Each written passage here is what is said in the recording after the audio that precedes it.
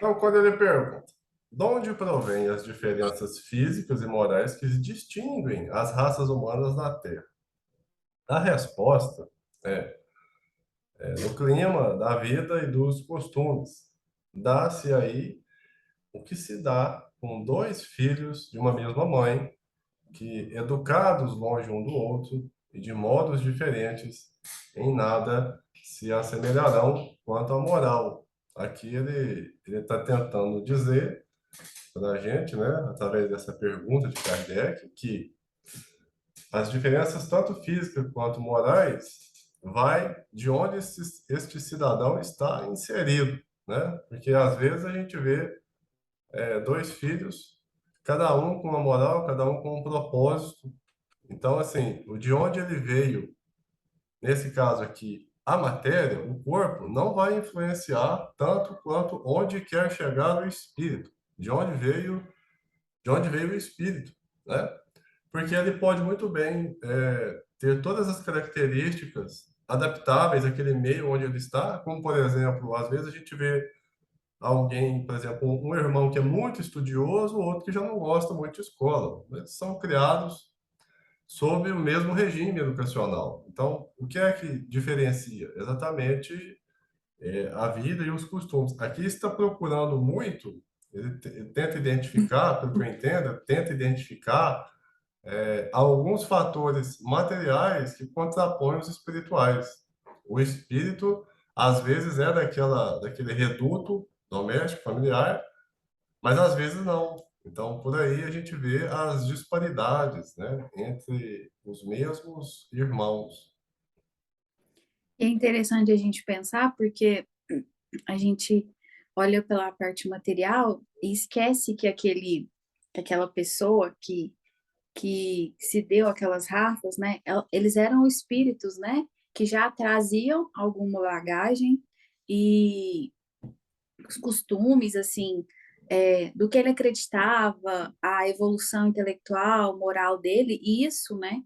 Quando ele encarna e ele está aqui, isso já vem como uma bagagem para influenciar de várias formas, né? É igual você falou aí, os dois irmãos criados sobre o mesmo teto. Um gosta de estudar e o outro não. Por quê, né? A gente se pergunta o porquê disso, né? Porque ele já trouxe aquilo com ele, né? A gente entende isso, né? Essa questão das existências, Predisposição. isso, e isso que essa pluralidade das vidas, né, vem nos mostrar isso. E é interessante que também estava tentando buscar mais alguma informação aqui, porque eu achei muito pouco conteúdo para a gente poder entender essa questão das raças, né, das diferenças das raças. E por exemplo, em uma vida a gente nasce sob um costume, né? A gente nasce lá, vamos supor, a gente nasce na China, a gente tem aqueles costumes, né? E o espiritismo ele vem para nos mostrar que a gente não vai ficar naquilo, né? A gente pode em uma outra existência estar em outros costumes e que o espírito ele não vai se estagnar somente naquilo, ele vai ter que viver outros costumes, ou aprender outras coisas, né?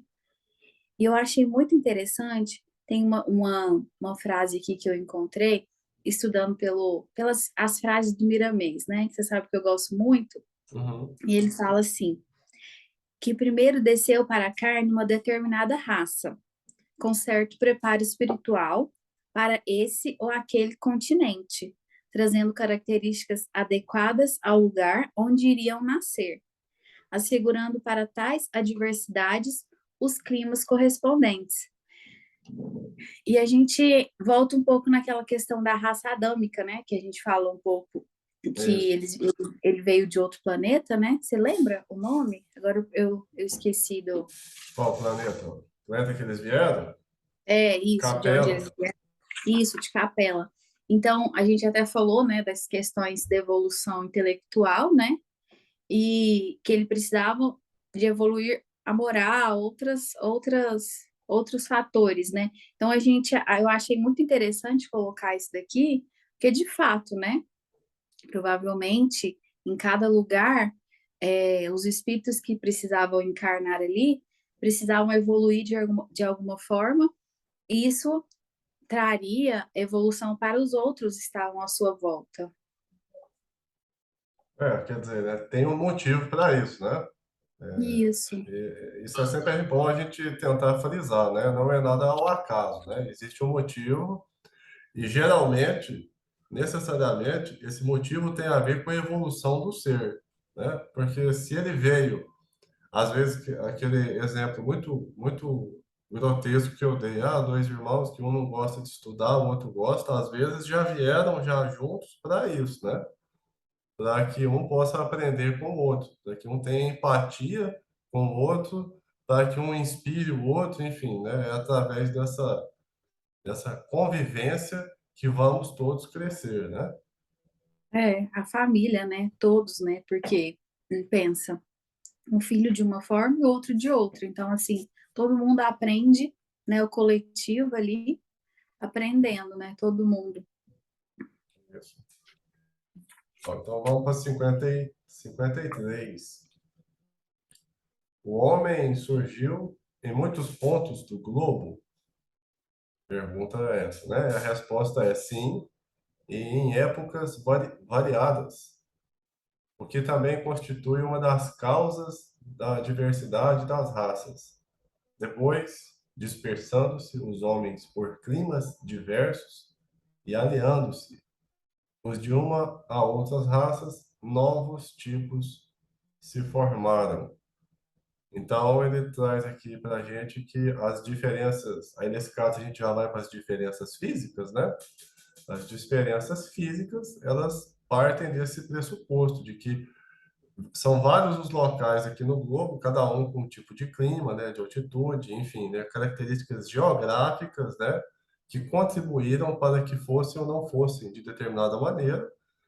E também, né, além dessa diferença nos pontos do globo, né, geograficamente, onde ele pode nascer, né, onde ele nasceu, a gente tem também a questão de que durante vários tempos, né? Então tem aqueles que são mais antigos, aquelas raças mais antigas, né? Que foram se adaptando ao meio e nisso foram nascendo novas, né? Raças já adaptadas com determinadas características e a partir daí que ele faz essa distinção geográfica e até temporal, né? Das diferentes raças humanas, né?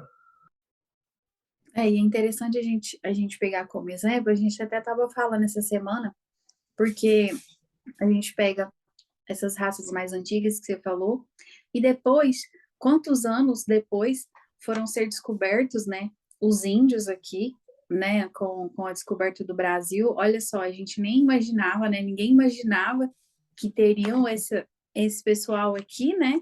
Imagina, qual a distância de cada raça, né, da criação de cada raça. Isso explica muito bem, né? Porque se a gente for pensar, é bem novo, né, para comparar com todas as outras raças. E aí essa questão da diversidade. Pensa quanto o nosso país é um país, né, que tem essa mistura de raças, né, e a diversidade é muito interessante. Então explica muito bem, né, essa questão de estar em vários pontos do globo, né? Você deu um exemplo perfeito, né? O nosso país é um exemplo disso, né? Não tem, assim, a gente não tem autoridade para falar do sentido antropológico disso aí, biológico, a gente não tem essa autoridade, mas as nossas vistas, né, que há olho nu sobre o assunto, a gente percebe que é difícil de achar alguém brasileiro, né?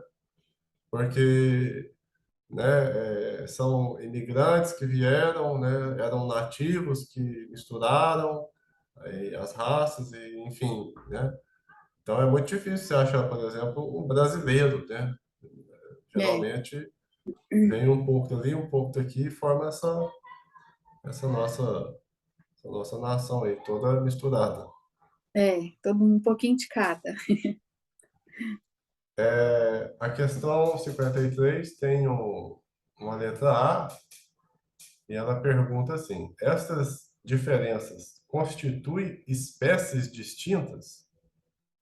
E é uma pergunta tão simples, mas que encerra grandes questões, grandes questionamentos, né, que por tantos e tantos tempos pairaram erroneamente sobre o ser humano, porque ele diz aqui, os espíritos respondem, certamente que não, todos são da mesma família. Porventura, as múltiplas variedades de um mesmo fruto são motivo para que eles deixem de formar uma só espécie?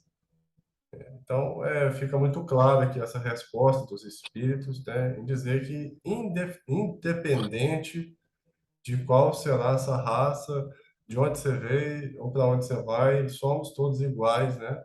Independente. O espírito em si nem raça tem, né? O espírito ele é despido de características físicas, no sentido essencial, né? Em sua essência, puramente essencial, ele não tem essas características. Às vezes a gente até tem mais afinidade com determinada reencarnação que tivemos, né? Mas quanto mais evoluído é o espírito, menos ele tem isso, porque mais ele quer estar próximo da luz, né? E não do que passou para chegar na luz. Então, eu acho que essa pergunta tão pequena encerra grandes discussões, né, que já foram palco, né, de tanta brutalidade, crueldade e infelizmente ainda continua sendo, né, cada vez. É. A gente tem que aprender mais, cada vez a gente tem que melhorar, aprender mais, né, e essa questão encerra esse assunto. Somos, né, independente de qualquer Viemos aspecto como, né? físico, somos todos iguais, né? Viemos de uma única criação, né? Criação de Deus, e aí ponto, né? E viemos e vamos, né? Todos Isso. iguais, né? Independente de qualquer circunstância moral, não, material, né? Independente de qualquer circunstância material, viemos, estamos e vamos para um só objetivo, né? E é tão interessante porque a gente devia, isso devia ser tão simples, né? Quando a gente fala assim, né? Com Que certeza. independente de nenhuma raça, né? Nós somos todos iguais, né? Isso deveria ser uma questão tão simples de entendimento, né? Essa questão de não haver preconceitos, né? De diferenciar. Isso é um assunto que, igual você falou, já foi muito discutido, né? Deveria ser uma coisa tão assim, né? Mas, enfim, Estamos nós todos vamos a caminho da luz, né? isso. Então, vamos para a questão 54. A gente encerra essa diversidade das raças. Pelo fato de não proceder de um só indivíduo à espécie humana, devem os homens deixar de considerar-se irmãos? Então, a pergunta, ela é basicamente assim. Então, como tem, por exemplo, várias raças em vários pontos do globo, ainda assim, os homens devem se considerar como sendo irmãos, como sendo membros, de uma só família? E a resposta, né, todos os homens são irmãos em Deus, porque são animados pelo Espírito e tendem para o mesmo fim. É o que a gente acabou de falar, né? Viemos e Uhum. vamos, né, para o mesmo Isso. objetivo. Estais sempre inclinados a tomar as palavras na sua significação literal. Então, aqui a espiritualidade deixa claro novamente que, independente, né, das circunstâncias físicas, étnicas que estamos hoje, somos todos, sim, filhos de um mesmo Pai, de um Criador, né? Somos todos irmãos perante essa família enorme e universal.